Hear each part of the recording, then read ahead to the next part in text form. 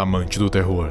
Tudo começa com o início da criação, na época em que a grande árvore do conhecimento foi plantada. E dela todas as outras coisas foram criadas, inclusive a escuridão. Muitos deuses anciões nasceram da escuridão. Inclusive, acredito que entre eles estava Makhain e Yaldabaoth, mas é só uma teoria.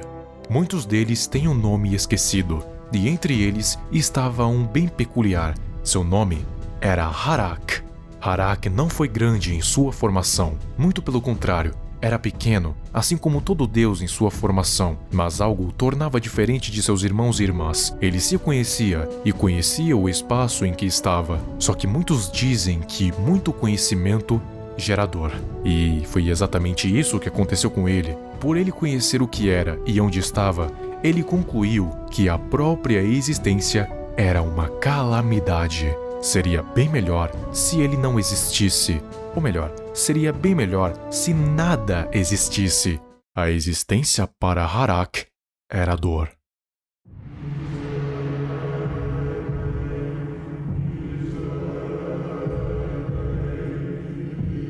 Por isso então, ele acabou consumindo seus irmãos e irmãs para conseguir poder. E ele conseguiu.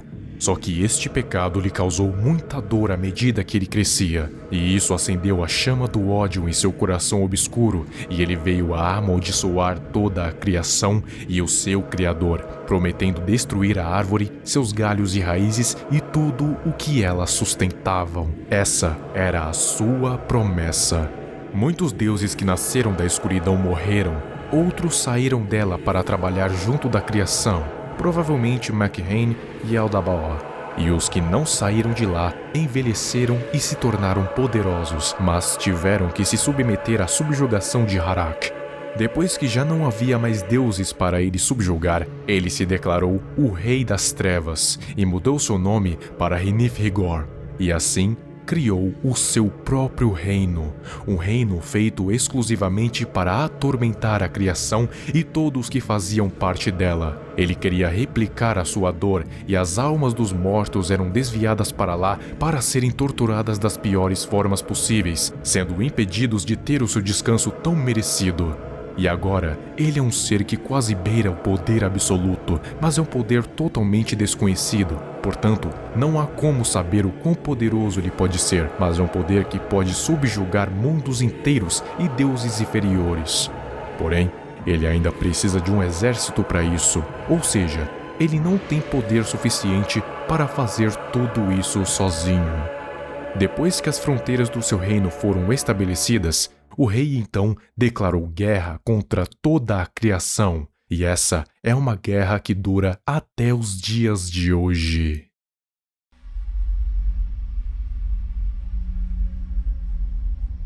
Dos deuses que o Rei Escarlate subjugou, Sana era a mais bela e sábia. Ela foi uma das poucas que não ficou no reino da escuridão por vontade própria, mas não conseguiu fugir de lá por conta das circunstâncias. Ela declarou sua devoção total ao rei com suas palavras, mas não com a sua alma.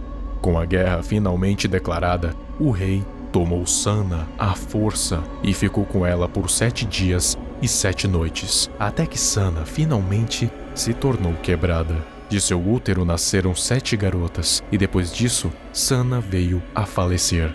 E o rei ficou conhecido como Shormosh-Urdal, o Rei Escarlate.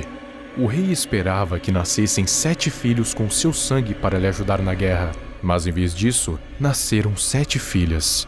E o Rei Escarlate viu isso como uma oportunidade de conceber um exército inteiro. Então, o que ele fez? Exato, ele tomou as suas próprias filhas como suas noivas. Isso mesmo, as 7 esposas do Rei Escarlate são na verdade as suas filhas. Com elas, o Rei Escarlate concebeu uma legião de monstros, e para que elas não morressem como Sana, ele lhes deu selos: Vaduk, Kifen, Rezhum, Ba, Ner, Husheg e Shokib. Acho que vocês já conhecem bem as esposas do Rei Escarlate. Se não, assista ao meu vídeo sobre quem são os possíveis filhos do rei. Bom, depois disso, o rei conseguiu o que queria. Ele e seus servos destruíram uma boa parte da criação, mas eles não conseguiram acabar com toda a existência em si. Ainda falta muita coisa, chegando na linha do tempo atual. Aqui na Terra, há milênios foi criado o culto chamado Filhos do Rei Escarlate. E adivinha por quem? Claro, pelos malditos Devitas. E mesmo depois que eles foram massacrados, o culto ainda vive nos dias de hoje. Eles sequestraram 7 garotas e, através de um ritual taumatúrgico, eles meio que encarnaram as esposas nos corpos dessas garotas e as engravidaram com 7 filhos do Rei Escarlate. E o objetivo era que elas dessem à luz a monstros que destruiriam os seres dessa terra. Só que a Fundação interveio e as conteve como SCP-231. As noivas tiveram a numeração de SCP-231 dígito 1 até 231 dígito 7. E para evitar que elas dessem à luz para suas crianças, Robert Montauk deu a ideia do ritual Undes Montauk. Era um procedimento um tanto horrível. Um procedimento que causava repulsa e fez até um médico capacitado se suicidar depois de presenciar. E quem tem que fazer esse procedimento são classes D que têm um histórico criminoso que inclui violência sexual. Esse procedimento tem que ser feito com muita cautela e precisão.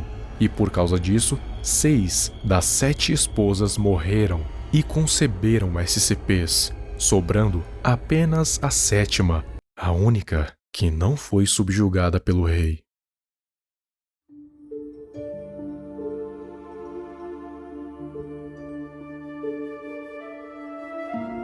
Ela ficou sendo submetida a um Montauk durante um longo tempo, mas depois de uma decisão do Conselho O5, eles decidiram que iriam deixar a 7ª criança nascer, pois eles acreditavam que por ser a 7ª esposa, a criança não seria um monstro, e sim um herói. E assim foi. A 7ª esposa deu à luz a um SCP bastante recorrente aqui no canal, e o seu número de entrada é 999, uma massa gelatinosa que tem o poder de fazer todos ficarem felizes. Não importa o tamanho da tristeza, não importa o quão derrotado, SCP-999 tem esse poder, sendo capaz até mesmo de curar momentaneamente o SCP-682. Fique sabendo que ele é esperado de ser o trunfo da Fundação contra o Rei Escarlate, isso quando ele atingir a maioridade, mas ele não vai derrotar o rei pela força, porque seus irmãos tentaram isso também, e adivinha só, todos eles morreram. SCP-999 vai curar a alma do rei, retirar o seu ódio, deixar o ser mais maligno do universo feliz. Na proposta de Tufto do SCP-001, Rei Escarlate não é um Classic Eater, muito menos um Classe Apollyon. Acredite se quiser, ele é um Classe Safe. Mas por que ele é um Classe Safe? Porque tentar contê-lo é desnecessário a essa altura, e a resposta para isso é o procedimento Undes Montauk. Muitos sabem que este é um procedimento cruel e horrível, mas o que muitos não sabem é que ele é uma mentira. Sim, uma mentira. Ele nunca aconteceu. Quer dizer, na verdade, ele aconteceu, mas não é tão horrível quanto dizem. O abuso, o médico que deu um fim à sua vida, tudo isso é inventado.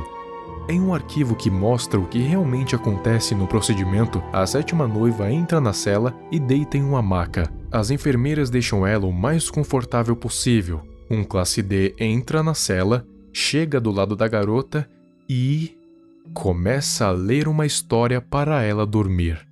E quando ela cai no sono, o Classe D sai da sala. E é isso o tão terrível Undes Montauk. Só que é claro, nem sempre foi assim. Realmente no início, o procedimento era terrível. Só que depois de eles falharem 6 vezes, eles resolveram fazer algo diferente. Mas por que ainda dizem que o Undes Montauk é tão horrível? Eu vou responder isso com a frase do Dr. Targus. O demônio não precisa ser contido por atos horríveis e repugnantes, Montgomery. O demônio só precisa acreditar que atos horríveis e repulsivos estão sendo cometidos em seu nome. A documentação que criamos, os terríveis rumores sobre o procedimento Undesmond Talk, os relatos de suicídio dos médicos que trabalhavam nesse projeto, tudo isso é tudo uma farsa. Tudo para convencer o demônio de que estamos fazendo o pior possível a essa garota. Esses procedimentos, essa campanha de medo, tem permitido a nós a semear o medo nos corações do pessoal da fundação. E esse medo satisfaz o monstro.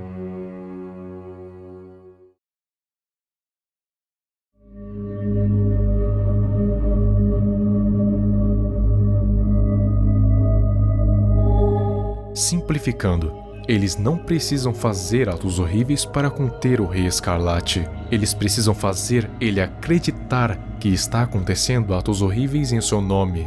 E precisam fazer os funcionários da fundação acreditarem que estão acontecendo atos horríveis, porque isso alimenta o medo, e o medo mantém o Rei Escarlate contido. Mesmo depois do SCP-999 ter nascido, eles ainda continuam o processo. Tanto é que no documento do SCP-999 não diz onde ele foi descoberto e nem diz a sua origem, porque eles querem manter os funcionários acreditando que o procedimento ainda está acontecendo, pois é isso que mantém ele contido, e é isso que faz ele ser um classe safe, porque o Rei Escarlate não tem olhos para ver a brutalidade, não tem ouvidos para ouvir os gritos, ele só consegue sentir o medo e a angústia. O procedimento Undesmond Talk não passa de um símbolo, e deuses antigos são limitados pelos símbolos, isso incluindo o próprio Rei Escarlate. E enquanto ele estiver sentindo, ele não vai vir pra cá, e não vai destruir a nossa realidade. Pelo menos não ainda. Pelo menos não antes do herói entrar em ascensão. Não antes de Tickle Monster dar um fim ao ódio do Rei Escarlate e acabar com a guerra de uma vez por todas. E finalmente, os vivos e os mortos vão poder descansar em paz.